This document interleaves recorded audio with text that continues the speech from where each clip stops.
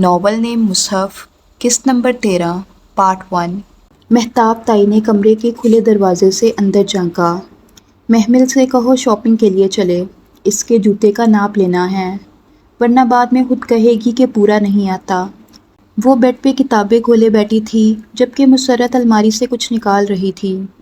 تائی کی آواز پہ دونوں نے بری طرح چونک کر انہیں دیکھا تھا، جو اسے نظر انداز کیے مسرت سے مخاطب تھیں۔ تو وسیم والا قصہ ابھی تک باقی ہے، اس نے خوف سے سوچا تھا۔ پچھلے کچھ دنوں میں پے در پے ہونے والے واقعات نے وقتی طور پر اسے وہ معاملہ بلا دیا تھا، یہ بھی کہ حسن کی مخالفت ابھی برقرار تھی۔ مگر تائی اماں، میں انکار کر چکی ہوں۔ لڑکی، میں تمہاری ماں سے بات کر رہی ہوں، مگر میں آپ سے بات کر رہی ہوں۔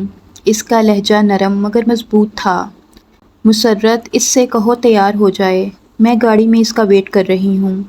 وہ کھٹ کھٹ کرتی وہاں سے چلی گئیں۔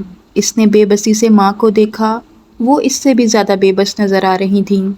اماں، آپ ابھی چلی جاؤ محمل، ورنہ وہ ہنگامہ کر دیں گی۔ یہ سمجھتی کیوں نہیں ہیں؟ وہ زچ سی ہو کر کتابیں رکھنے لگی۔ شاید حسن کچھ کر سکے، مجھے حسن سے بہت امید ہے، اور مجھے اللہ سے ہے۔ وہ کچھ سوچ کر عبایا پہننے لگی، پھر سیاہ حجاب چہرے کے گرد لپیٹا اور پن لگائی۔ ہاں وہاں ہنگامہ کرنے کا فائدہ نہ تھا، چلی ہی جائے تو بہتر ہے، باقی بعد میں دیکھا جائے گا۔ لاؤنج میں سیڑھیوں کے پاس لگے آئینے کے پاس وہ رکی، ایک نظر اپنے عکس کو دیکھا۔ سیاہ حجاب میں سنہری چہرہ دمک رہا تھا، اونچی پونی ٹیل سے حجاب پیچھے سے اٹھ سا گیا تھا اور وہ بہت اچھا لگ رہا تھا۔ وہ یوں ہی خود کو دیکھتی پلٹی ہی تھی کہ آخری سیڑھی اترتے حسن پہ نظر پڑی۔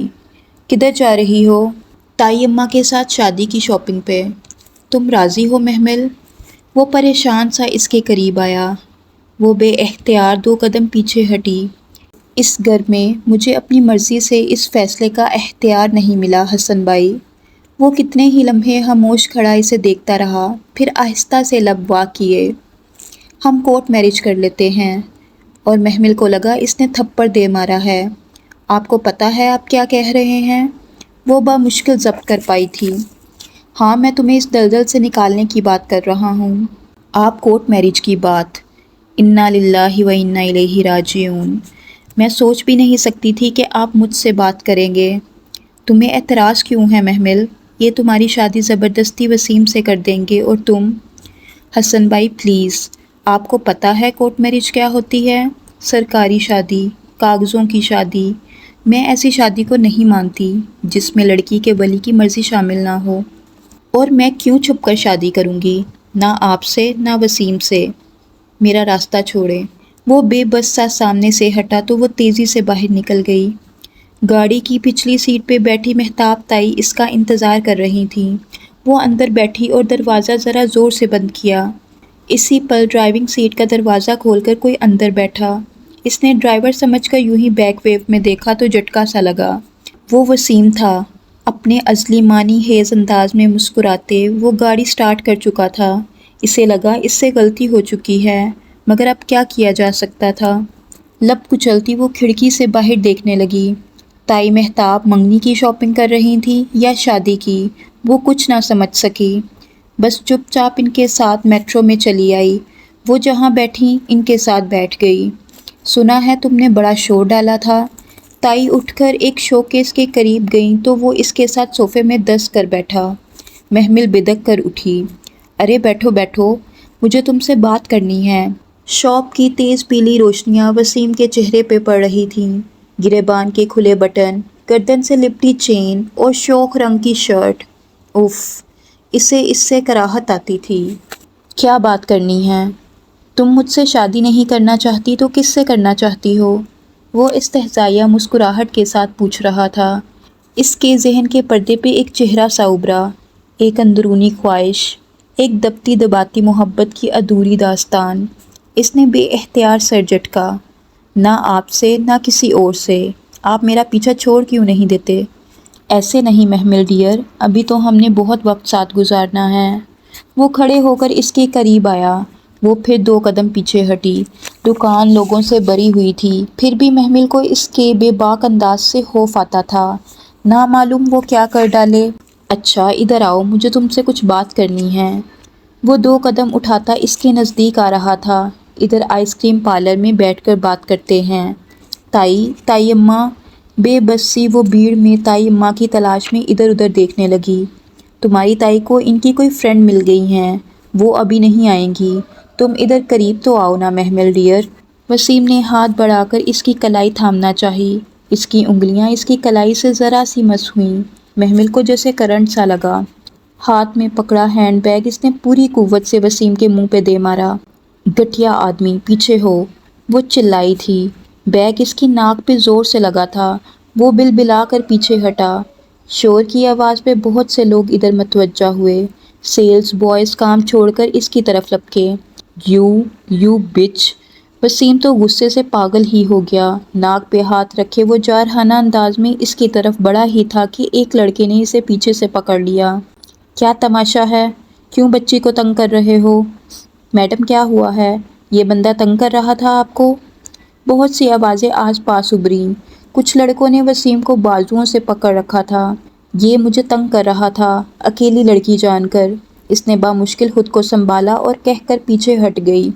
اسے معلوم تھا اب کیا ہوگا، اور واقعی وہی ہوا۔ اگلے ہی لمحے وہ لڑکے وسیم پہ پل پڑے۔ وہ گالیاں بکتا خود کو چھڑانے کی کوشش کر رہا تھا، مگر وہ بہت زیادہ تھے۔ مارو اسے اور مارو، شریف لڑکیوں کو چھیڑتا ہے، ایک عمر رسیدہ صاحب ہجوم کے پاس کھڑے غصے سے کہہ رہے تھے۔ زور سے مارو، اسے عبرت کی مثال بنا دو۔ اپنے گھر ماں بہن نہیں ہے کیا؟ اور وہ ماں جب تک دکان میں لگے ہجوم تک پہنچی، وہ وسیم کو مار مار کر ادموا کر چکے تھے۔ تائی اس کی طرف لپکی۔ تھوڑی ہی دور صوفے پہ محمل بیٹھی تھی، ٹانگ پہ ٹانگ رکھے، مطمئن سی وسیم کو پٹتے دیکھ رہی تھی۔ محمل، یہ اسے کیوں مار رہے ہیں؟ کیونکہ اس کے باپ کے کہنے پہ مجھے کبھی ایسے ہی مارا گیا تھا۔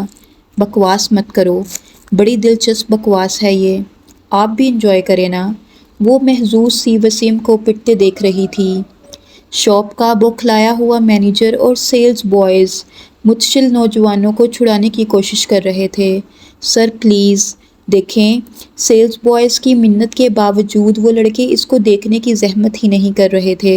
پاس باختہ سی تائی مہتاب ان کی طرف دوڑی۔ میرے بیٹے کو چھوڑو، پرے ہٹو مردودو! وہ چلا چلا کر ان لڑکوں کو ہٹانے کی سعی کر رہی تھی۔ صوفے پہ بیٹھی محمل مسکراتے ہوئے چپس کا پیکٹ کھول رہی تھی۔ اب یہ مرتے دم تک مجھے ساتھ نہیں لائیں گے۔ ساری صورتحال سے لطف اندوز ہوتی وہ چپس نکال کر کترنے لگی۔ اس نے دروازہ ہولے سے بجایا۔ مدھم دستک نے خاموشی میں ارتعاش سا پیدا کیا۔ آ جاؤ محمل۔ اندر سے فرشتے کی تھکن زدہ مسکراتی آواز آئی۔ اس نے حیرت سے دروازہ کھولا۔ السلام علیکم، اور آپ کو کیسے پتہ چلا کہ یہ میں ہوں؟ میں تمہاری چاپ پہچانتی ہوں۔ وہ بیڈ پہ بیٹھی تھی، گھٹنوں پہ لحاف پڑا تھا، ہاتھ میں کوئی کتاب تھی، بھورے سیاہ بال شانوں پہ تھے اور چہرے پہ ذرا سی تھکان تھی۔ محمل اندر داخل ہوئی تو فرشتے نے کتاب سائڈ ٹیبل پہ ڈال دی اور ذرا سا کھسک کر جگہ بنائی۔ آؤ بیٹھو۔ Nice room, first time I ہوں آپ کے ہاسٹل۔ محمل ستائشی نگاہیں اطراف میں ڈالتی بیڈ کی پائنتی کے قریب بیٹھی۔ وہ اسکول یونیفارم میں ملبوس تھی، جبکہ فرشتے بالکل مختلف گھر والے حلیے میں تھی۔ پھر کیسا لگا ہاسٹل؟ بہت اچھا۔ اور آپ آج اسکول کیوں نہیں آئیں؟ یوں ہی، طبیعت ذرا مزمحل سی تھی۔ وہ تھکان سے مسکرائی۔ اس کا چہرہ محمل کو بہت زرد سا لگا تھا، شاید وہ بیمار تھی۔ اپنا خیال رکھا کریں۔ پھر قدرے توقف سے گویا ہوئی، آپ ہمارے ساتھ ہمارے گھر چل کر کیوں نہیں رہتی؟ وہ آپ کا بھی تو گھر ہے، آپ کا حق ہے اس پہ، آپ کو اس گھر سے اپنا حصہ مانگنا چاہیے۔ مجھے مٹی کے مکان کا کیا کرنا ہے؟ وہ تو میں ایک دن خود بھی بن جاؤں گی۔ مجھے تو رشتوں میں سے حق چاہیے، تو ان پہ زور دے نا۔ کوئی اور بات کرو محمل۔ اف، وہ ٹھنڈی سانس لے کر رہ گئی۔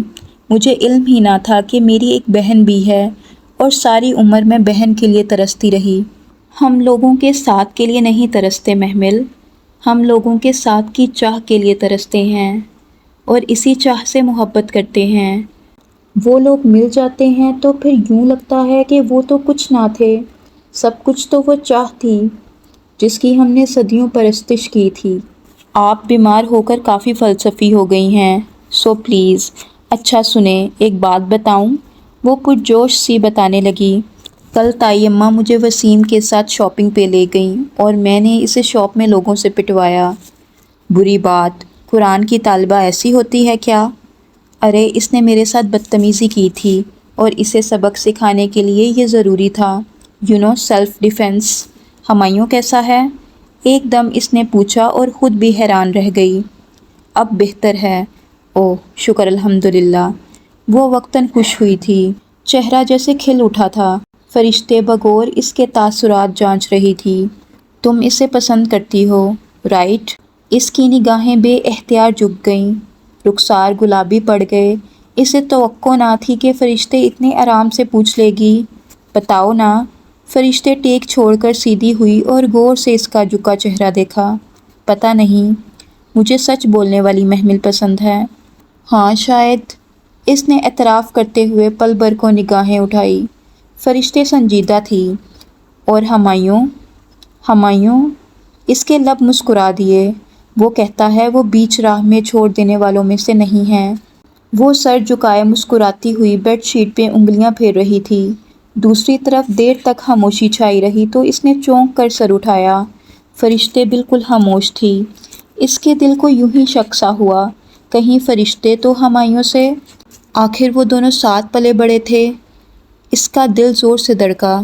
کیا سوچ رہی ہیں؟ یہی کہ جب میں ہمایوں کے لیے تمہارا رشتہ لینے جاؤں گی تو کریم چچا مجھے شوٹ تو نہیں کر دیں گے؟ آخر میں ہمایوں کی بہن ہوئی نا؟ اور محمل کھلکھلا کر ہنس دی۔ سارے وہم شک شبے ہوا ہو گئے۔ فرشتے بھلا ایسی فیلنگز کیسے رکھ سکتی تھی؟ وہ عام لڑکیوں سے بہت مختلف تھی۔ اچھا یہ دیکھو، اس نے کتاب میں سے ایک لفافہ نکالا۔ ایک لنچ انویٹیشن ہے، مجھے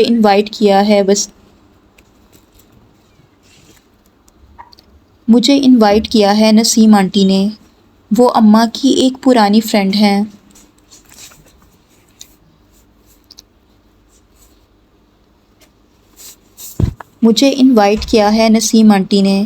وہ اماں کی ایک پرانی فرینڈ ہیں، انہی کے کلب میں ہیں۔ اچھا یہ دیکھو، اس نے کتاب میں سے ایک لفافہ نکالا۔ ایک لنچ انویٹیشن ہے، مجھے انوائٹ کیا ہے نسیم آنٹی نے۔ وہ اماں کی ایک پرانی فرینڈ ہیں، انہی کے کلب میں ہے اس سنڈے کو۔ تم چلو گی؟ مگر ادھر کیا ہوگا؟ یہ تو مجھے نہیں پتہ، صرف لنچ ہے۔ آنٹی نے کہا اگر میں آ جاؤں تو اچھا ہے، اماں کی کچھ پرانی فرینڈز سے بھی مل لوں گی۔ تم چلو گی؟